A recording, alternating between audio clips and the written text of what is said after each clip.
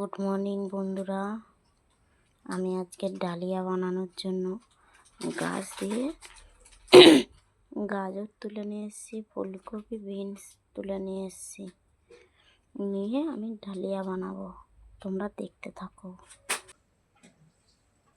Dahlia নিয়েছি, আজকে dahlia রান্না করব। ডালিয়া করার জন্য আমি এই সবজি আর ডালিয়া সেদ্ধ বসিয়ে দিয়েছি। ডালিয়া এখনই সেদ্ধ হচ্ছে, আমি ততক্ষণ আনাজটা কেটে নিয়েছি। সবজিটা মানে ফোড়ন দেওয়ার জন্য সাদা জিরে, তেজপাতা,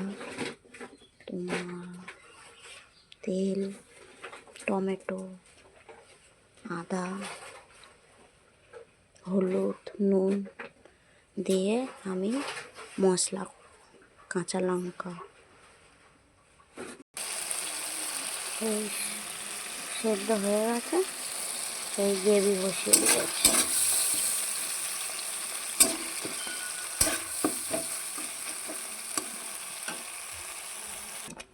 ঢেলে দিয়েছি সেদ্ধ করা ডালিয়াটা, কড়ার মধ্যে দিয়ে দিয়েছি। দেখো হয়ে গেছে, আমার ডালিয়া কমপ্লিট।